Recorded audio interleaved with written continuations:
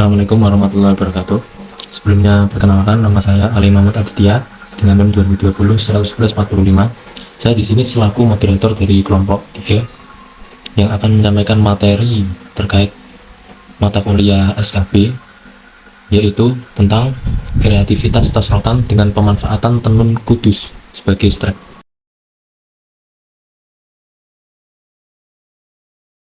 Sebelumnya saya akan memperkenalkan anggota-anggota dari kelompok 3. Yang pertama Rizka Aprilia, yang kedua Fatin Fauzia, yang ketiga Anggi Trisna Fatmawati, yang keempat Ali Mahmud Aditya, yang kelima Siska Ayunita, dan yang terakhir Nadia Ulfa.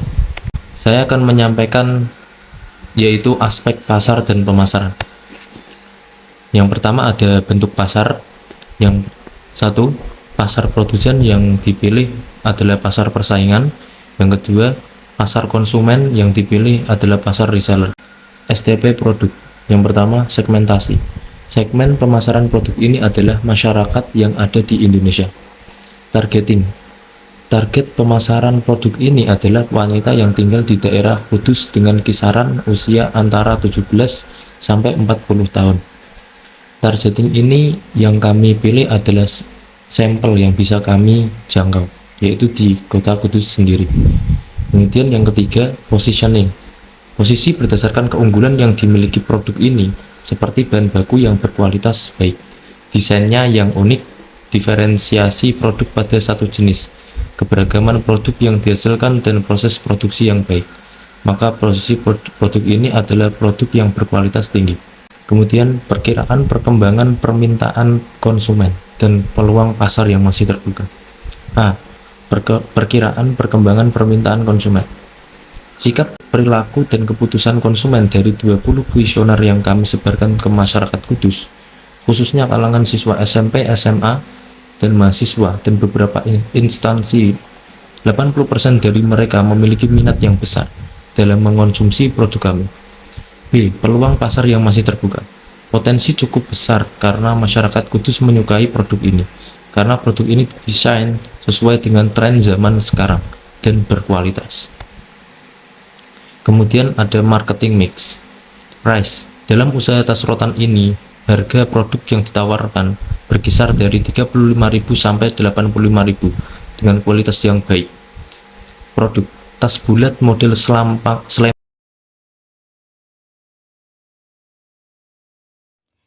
Baik, yang selanjutnya ada aspek teknis dan teknologi, di mana di sini kami membahas mengenai lokasi, luas produksi, layout, dan yang kemudian ada teknik yang digunakan. Untuk yang pertama ada lokasi, di mana supplier rotan terdapat di kota Jepara dan Sukoharjo. Untuk tenunnya sendiri berada di kota Kudus. Oleh karena itu, letak produksi kami memilihnya berada di kota Kudus, Kecamatan Mujobo, Desa Kesambi. Jadi ini home industry seperti itu. Selanjutnya ada luas produksi. Di sini luas produksinya mencakup tiga hal. Yang pertama ada perencanaan kapasitas produksi, perencanaan jumlah produksi, juga perencanaan manajemen persediaan. Di mana kapasitas produksi ini dalam 1 bulan kami memproduksi 70 pieces tote bag, 60 pieces sling bag, 40 pieces bucket bag, dan 30 pieces waist bag. Selanjutnya perencanaan jumlah produksi kami di online dan juga offline store sebanyak 200 pieces per bulan. Jumlah produksi dan juga jumlah kapasitas produksi kami ini dapat meningkat maupun menurun dengan melihat dari permintaan konsumen terlebih dahulu. Selanjutnya ada perencanaan manajemen persediaan. Jadi di sini kami menyediakan 20 pieces produk per bulan untuk safety stock. Selanjutnya ada layout. Layout di sini yang pertama ada tempat pemasok bahan baku. Kemudian bahan baku tersebut dibawa ke bagian penganyaman rotan. Setelah dianyam, kemudian dijahit dan diaplikasikan strap konektor. Setelah itu dibawa ke bagian packaging serta evaluasi produk. Jadi mungkin nanti ada produk yang tidak sesuai, nanti bisa dievaluasi di bagian tersebut. Kemudian jika produk tersebut sudah sesuai, maka dapat selanjutnya dibawa ke bagian gudang stok. Untuk selanjutnya ada teknik yang digunakan. Jadi untuk teknik yang kami gunakan dalam pembuatan tas rotan ini adalah teknik menganyam. Kemudian untuk strapnya itu kami menggunakan teknik menjahit menggunakan mesin. karena agar lebih rapi dan juga lebih efisien.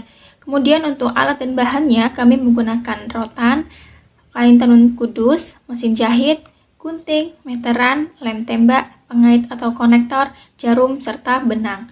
Selanjutnya ada proses. Jadi proses di sini yang dijelaskan ada sama seperti yang telah dipaparkan oleh rekan kami, yaitu Mas Adit. Dan di samping ini adalah contoh gambarnya yang sebelum dimodif menggunakan serap tenun. Selanjutnya, manfaat ekonomi. Pemanfaatan tenun kudus akan membawa akibat secara khusus terhadap income per kapita dari para penenun kudus. Hal ini dapat dilihat dari peningkatan penghasilan tenun tersebut yang digunakan sebagai serap untuk tas rotan, di mana pendapatan rata-rata para penenun akan meningkat dengan gaji yang diterimanya, ditambah dengan bonus-bonus yang diberikan apabila jumlah yang dibeli lebih banyak jumlahnya dari waktu ke waktu. Selain dari para penenun, owner juga memperluas pasar dengan bekerja sama dengan penenun daerah lain guna memenuhi pesanan customer dan memperbanyak variasi produk yang dijual. Selanjutnya, manfaat sosial dan budaya dalam pemanfaatan tenun kudus ini akan membuka peluang untuk menyerap tenaga kerja langsung di sekitar lokasi pendirian usaha tenun kudus. Selain itu juga meningkatkan kreativitas untuk para penenun, bahkan kalangan masyarakat lainnya, dari lingkungan bisnis maupun dari luar lingkungan bisnis. Hal ini juga membantu program pemerintah dalam menanggulangi masalah keterbatasan lapangan pekerjaan dan masalah mengenai ketenagakerjaan serta meningkatkan pendapatan dan kesejahteraan para penenun maupun dari kalangan masyarakat lainnya. Pemanfaatan tenun kudus ini akan membawa perubahan tingkat pengetahuan dan perilaku kehidupan baik bagi para penenun itu sendiri maupun bagi masyarakat sekitar lokasi pendirian tenun kudus.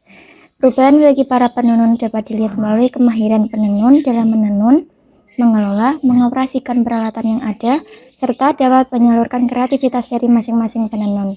Dengan adanya pemanfaatan bisnis ini, kemahiran penggunaan alat-alat untuk membuat kain tenun kudus oleh para penenun diharapkan bertambah sehingga secara langsung dan tidak langsung, jasa ini dapat ikut serta dalam usaha meningkatkan keterampilan masyarakat di sekitar. Selanjutnya yaitu penanganan limbah. Yang pertama, limbah dari sisa-sisa kain tenun yang tidak terpakai agar tidak mengganggu lingkungan bisa dimanfaatkan sebagai aksesoris, contohnya yaitu bros dan lain-lain. Yang kedua, limbah dari sisa-sisa rotan agar tidak terjadi pencemaran lingkungan bisa dimanfaatkan sebagai aksesoris sanggul. Untuk yang selanjutnya ini adalah aspek keuangan. Nah, aspek keuangan ini terdiri dari kebutuhan dana, sumber pendanaan, dan metode yang kami gunakan untuk penilaian investasi. Membutuhkan dana sebesar Rp6.750.000. Dengan rincian perlengkapan produksi, kami membutuhkan dana Rp2.080.000. Untuk bahan baku habis pakai, kami membutuhkan dana sebesar Rp4.220.000. Untuk transportasi, kita membutuhkan dana sebesar Rp300.000. Dan untuk biaya yang lain-lain, kami membutuhkan dana sebesar Rp150.000. Selanjutnya, yaitu perincian biaya tetap dan biaya variabel. Untuk biaya tetap di usaha kami membutuhkan dana dengan rincian sebesar Rp2.550.000, sedangkan untuk biaya variabel kami membutuhkan dana sebesar Rp4.200.000. Sumber pendanaan. Untuk dana usaha kami menggunakan modal sendiri dengan iuran bersama. Nah, untuk rinciannya, total dana yang kami butuhkan sebesar Rp6.750.000. Kami bagi dengan 6 orang sehingga untuk satu anggota memberikan iuran sebesar Rp1.125.000. Penilaian investasi yang kelompok kami gunakan ada 4. Yang pertama yaitu dengan menggunakan metode BEP atau Break Even Point. Nah, BEP ini dihitung dengan biaya produksi dibagi dengan harga jual, maka BEP sama dengan Rp6.750.000 dibagi dengan Rp55.000 dan hasilnya adalah Rp123.000. Untuk metode yang kedua yaitu payback period atau disebut dengan PP. PP sama dengan investasi dibagi laba plus depresiasi, maka PP sama dengan Rp53.800.000 dibagi dengan Rp57.779.568 ditambah 5% dikali biaya depresiasi yaitu Rp480.000, maka hasil dari PP sama dengan 0,9 tahun. Dari hasil 0,9 tahun ini menandakan bahwa bisnis kami layak dijalankan dikarenakan hasil PP kurang dari 8 tahun. Untuk metode yang selanjutnya yaitu Profitability Index atau PP. PP sama dengan PV dibagi I. PI menghasilkan 1,19. Dengan hasil ini, maka dinyatakan bisnis kami layak dijalankan dikarenakan hasil PI lebih dari 1. Nah, metode yang selanjutnya Net Present Value atau NPV. NPV dari perhitungan kelompok kami menghasilkan nilai positif. Nah, ini menandakan bahwa bisnis yang kami jalankan layak untuk dijalankan. Yang selanjutnya aspek manajemen dan yuridis yang terdiri dari struktur organisasi, deskripsi pekerjaan, jadwal kegiatan, dan yang terakhir bentuk perusahaan. Yang selanjutnya yaitu struktur organisasi pada pembuatan tas rotan. Yang pertama yaitu direktur yang dibawahi oleh saya sendiri, Siska Ayunita, yang bertugas untuk mengontrol aktivitas perusahaan secara keseluruhan dan melakukan kerjasama dengan pihak-pihak yang berkepentingan. Yang kedua yaitu Departemen Keuangan yang dipegang oleh Ali Mahmud Aditya, yang bertugas untuk mengkoordinasi kegiatan keuangan perusahaan dan pengawasan serta pencatatan atas kegiatan keuangan. Selain itu, Departemen Keuangan juga merangkap tugas dari departemen lainnya. Yang ketiga yaitu Departemen Produksi yang dipegang oleh Fatin Fauziah, yang bertugas untuk mengkoordinasikan, memberi pengarahan dan pengawasan atas pelaksanaan kegiatan produksi, kualitas, dan pemeliharaan mesin serta peralatan produksi. Yang selanjutnya yaitu Departemen Pembelian yang dipegang oleh Anggi Trisna Fatmawati, yang bertugas untuk melakukan pembelian bahan baku untuk diproduksi dan juga persediaan untuk dijual. Yang terakhir yaitu Departemen Pemasaran yang dipegang oleh Rizka Aprilia, yang bertugas untuk menjual produk pada konsumen sehingga perusahaan mendapatkan keuntungan dari setiap produksi yang terjual. Yang selanjutnya deskripsi pekerjaan. Nama jabatan manajer pelatihan dan pengembangan, kode jabatan B562237, tanggal dibuat 20 November 2022, penyusun saya sendiri Siska Ayunita, Departemen Personalia, lokasi kantor pusat Kudus. Fungsi pekerjaan di atas yaitu supervisi umum, direktur personalia mengembangkan, menyelenggarakan, dan mengevaluasi program-program latihan on the job dan off the job, bertindak sebagai penasihat bagi manajemen operasional dalam pelaksanaan latihan. Tugasnya yaitu yang pertama bekerja sama dengan para anggota manajemen lainnya untuk menentukan kebutuhan, yang kedua dengan persetujuan direktur mengembangkan struktur program latihan, yang ketiga melakukan riset tentang metode latihan yang paling efektif, yang keempat mempersiapkan bahan-bahan yang diperlukan untuk membuat tas rotan, yang kelima mengembangkan berbagai prosedur latihan, yang kelima mengembangkan berbagai prosedur evaluasi latihan, yang keenam menjelaskan kepada para anggota manajemen lainnya untuk teknik-teknik pengajaran yang efektif, yang selanjutnya bila perlu dan memenuhi syarat bertindak sebagai instruktur dalam kursus-kursus latihan karyawan. Yang selanjutnya jadwal kegiatan.